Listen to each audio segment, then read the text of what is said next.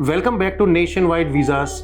आज हमारे साथ है मिस्टर भूपेंद्र जी और उनकी वाइफ अमनप्रीत कौर जी। सबसे पहले बहुत बहुत कॉन्ग्रेचुलेशंस, आपका कनाडा का पीआर वीज़ा अप्रूव हो गया। Thank you so much sir, thank you so much. So Bhupendra ji, आपका एक्सपीरियंस नेशन वाइड के साथ कैसा रहा?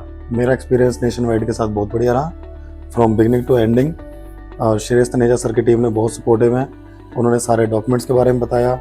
गोल्डी मैम बहुत हेल्पफुल रहे हमारे लिए, सिंगल कॉल पे आंसर दिया हमेशा, और जितने भी डॉक्यूमेंट्स थे उन्होंने हमें एक चेकलिस्ट बना के दे दी जो हमने टाइम टू टाइम इनको सबमिट करते रहे, और सिंगल कॉल पे उन्होंने साइन टू एंड उनको सबमिट करते रहे, जिससे कि हमारा प्रोसेस बहुत फास्ट हुआ। ओके। सो भूपेंद्र जी, आप अपने तरफ से उन लोगों को क्या सजेशन देना चाहेंगे जो आप ही की तरह कनाडा के पीआर लेना चाहते हैं? मैं उनको यही सजेशन देना चाहता हूँ कि अगर कोई भी काम करना है उसके लिए बीच में एक एक्सपीरियंस बंदे को जरूर लेना चाहिए, लाइक नेशन वाइड, क्योंकि इसके अंदर बहुत से डॉक्यूमेंट्स ऐसे होते हैं कि जिनके लिए हम अवेयर नहीं होते, और जो नेशन वाइड है उनकी जो टीम है वो इन चीज़ों से बहुत अवेयर है, और वो टाइम टू टाइम आपको सब चीज़ों को गाइड करते रहेंगे। और खुद से ना करें, क्योंकि अगर एक बार अगर आपका किसी कारण से रिफ्यूज़ हो गया तो सेकेंड टाइम आपको बहुत मुश्किल होगी लेने के लिए। तो रिकमेंडेशन यही है कि अगर कनाडा की पीआर लेनी है तो बीच में एक्सपीरियंस नेशन वाइड से हेल्पफुल जरूर है। अमनप्रीत जी, आप कुछ कहना चाहेंगे? ये कहना चाहूँगी कि नेशन वाइड वीज़ा जो है वेरी सपोर्टिव स्टाफ है जी। और हमें इनसे ही करवाना चाहिए। ट्रस्ट कर सकते हैं इन पे हम जी। ऐसा कुछ नहीं है कि कोई फ्रॉड वगैरह, ऐसा कुछ नहीं है, इनका ट्रस्ट कर सकते हैं। और आपका हर डॉक्यूमेंट इनके पास सेफ है, कोई ऐसा कुछ नहीं है, और हर डॉक्यूमेंट आपका अच्छे से लगाएंगे और आपको हर डॉक्यूमेंट के बारे में बताते रहना। थैंक यू जी। सो भूपेंद्र जी, आपको इस प्रोसेस में, अमनप्रीत जी आपको भी क्या क्या ऐसे कुछ चैलेंजेस थे जो आपको फेस करने पड़े? सबसे बड़ा चैलेंज तो यही था कि कोविड आ गया था। हमारी फाइल लगी थी जुलाई 2020 में, और उसके बाद कोविड आ गया, और कोविड के अंदर आपको पता ही है कुछ गवर्नमेंट पेपर्स ऐसे होते हैं जो बहुत मुश्किल से निकलते हैं, और सबसे मेन चैलेंजेस कोविड ही था। सो 2020 में, जुलाई 2020 में आपने एप्लीकेशन सबमिट कराई थी? हाँ जी। और अभी रिसेंटली इसी साल शायद मई 2023 में, इतने सालों के बाद आपको स्टेट से नॉमिनेशन लेटर मिला। हाँ जी। काफ़ी अच्छी जर्नी रही आपकी। हाँ जी, बहुत अच्छी जर्नी रही सर। वेटिंग बहुत करनी पड़ी हमें। मैनिटोबा की जो थी ना, उसके लिए बहुत वेट करना पड़ा। उसकी नॉमिनेशन हमारी आई है 2022 दिसंबर में। ओके। हाँ, उसका वेट करते रहे हम, उसकी इसलिए हमारा थोड़ा डिले जी। चलिए, देर से सही भले, लेकिन एट द एंड सक्सेस मिलना, ये सबसे ज़रूरी बात है। कोविड की वजह से मैनिटोबा ने अपना निकाले ही नहीं ड्रॉ।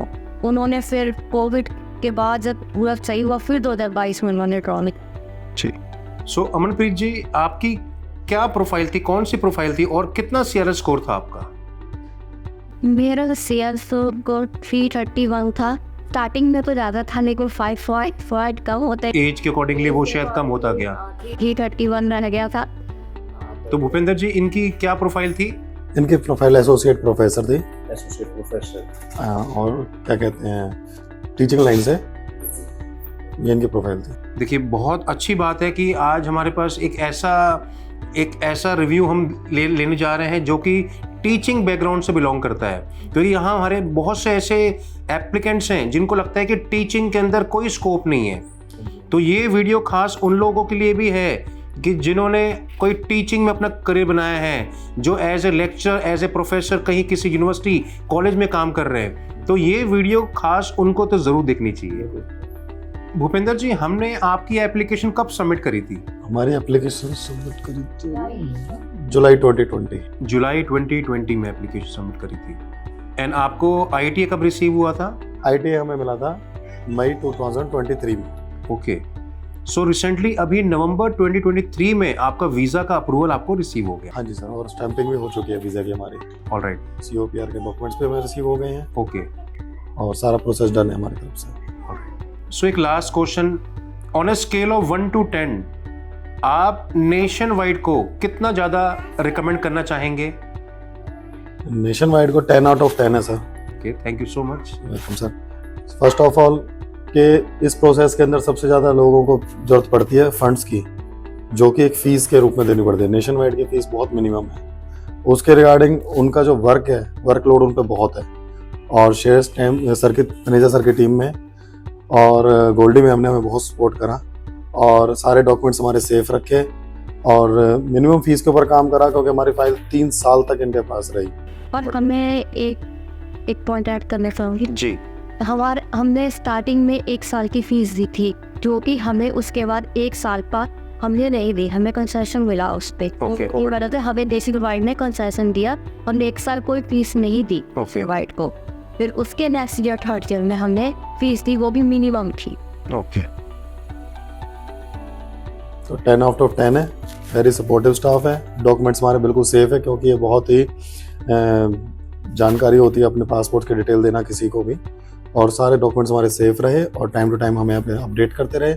मिनिमम फीस लगी और जो भी फीस हमारी कनाडा की थी वो भी एग्जैक्ट हमें बताते गए, जिसके कारण हम भी फंड्स को सही तरीके से रेज करते रहे अपने को, और टाइम पे हमारा हो गया। कोविड ना होता तो मे भी ये विदिन 1 ईयर हमारा हो जाता। Alright, so once again a big congratulations to both of you. Thank you, sir. आपकी जर्नी बहुत ही अच्छी रही नेशन वाइड के साथ, और अच्छी बात ये रही कि आपने अपना ट्रस्ट बिल्कुल बनाए रखा एंड फाइनली आपको वीज़ा का सक्सेस मिल गया। हाँ जी, thank you. Thank you so much.